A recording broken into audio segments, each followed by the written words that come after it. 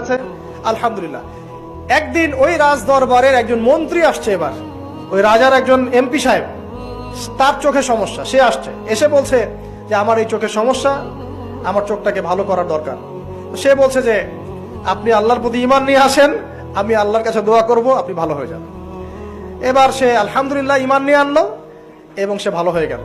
এই ভালো হয়ে যাওয়ার পরের দিন যখন সে আবার ওই পার্লামেন্টে গিয়েছে আর কি, ওদের তৎকালীন রাজদরবারে, এবার রাজা ওকে দেখে বলছে যে তোমার তো চোখ অন্ধ ছিল, কিভাবে শেফা লাভ করলে? তো সে বলে না কিভাবে শেফা লাভ করলো, সে বলতে চাচ্ছে না। এক পর্যায়ে তাকে খুবই পিটুনি দেওয়া হচ্ছে, রিমান্ডে নিয়ে গিয়ে কঠিন মাইর দেওয়া হচ্ছে। এক পর্যায়ে সে মারের যন্ত্রণা সহ্য করতে না পারে বলে ফেললো যে ওই বাচ্চা, তার কাছে গিয়ে আমি আরোগ্য লাভ করেছি এবং সে আমাকে বলেছে যে তার রবের প্রতি ঈমান নিয়ে আসতে, তাহলে আমি শেফা লাভ করবো। এই বাচ্চা এখন বলছে ফেরাউনের মতো যে আয়না রব্বুকুম আলা, আমি তো তোমাদের রব। এবার এই লোকটাকে হত্যা করা হলো। এবার সেই বালককে ডেকে আনা হচ্ছে, বলা হচ্ছে বলো তুমি নাকি তোমার রবের নাম দিয়ে মানুষের ট্রিটমেন্ট করা শুরু করেছো? তখন সেই বালক বলছে হ্যাঁ, আমি এক আল্লাহর প্রতি বিশ্বাস করি। এখন রাজা বলছে আমি ছাড়া তোমাদের কোন ইলাহ আছে আমি তো জানি না। এই সৈন্যবাহিনী শোনো, এই বালককে ধরো, ধরে নিয়ে গিয়ে উঁচু পাহাড়ে নিয়ে যাও, ওখান থেকে ফেলে দাও। এবার তাকে নিয়ে যাওয়া হলো, ক্রস ফায়ার দেওয়া হবে, এবার উপরে নেওয়া হয়েছে একদম পাহাড়ের উপরে।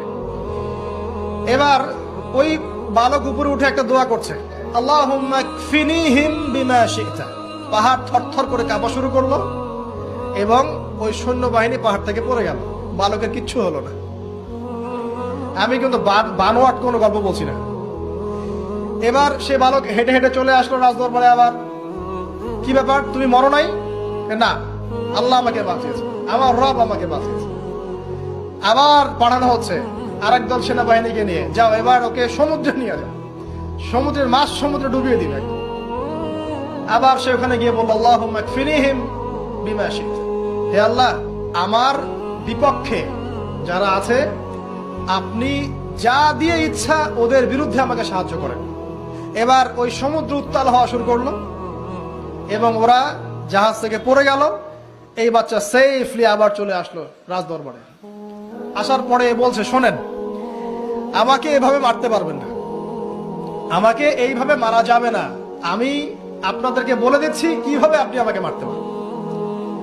তো বাচ্চা বলছে কিভাবে মারতে পারবো বলো।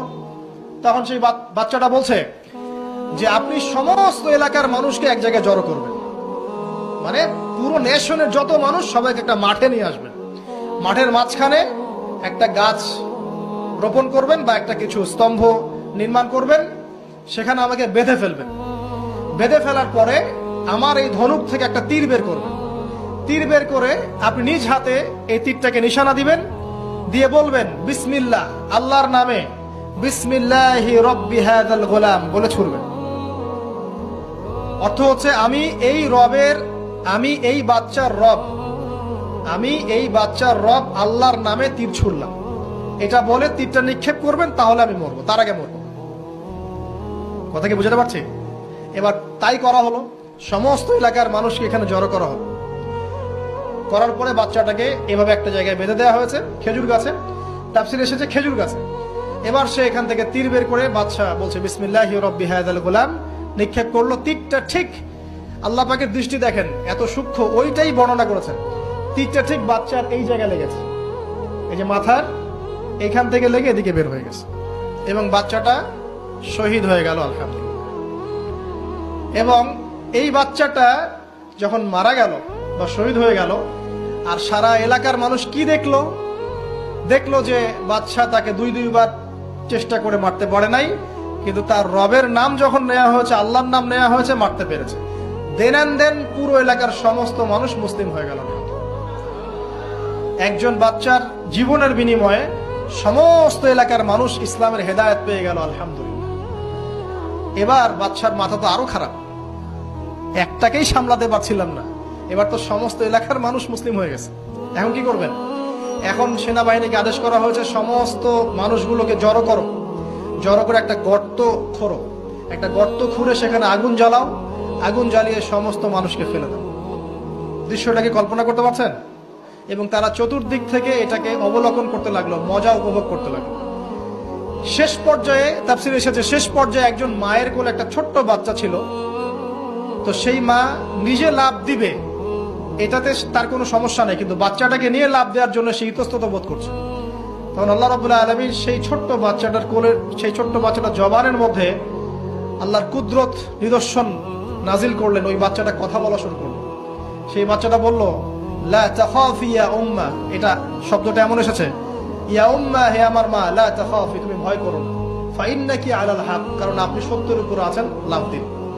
যারাই সে অগ্নিকুণ্ডে সেদিন লাভ দিয়েছে তারাই জান্নাতের স্বাদ পেয়েছে, আলহামদুলিল্লাহ। এই হলো আসহাবুল উখদুদের ঘটনা, যেটা আল্লাহ রাব্বুল আলামিন সূরা বুরুজের মধ্যে বলেছে।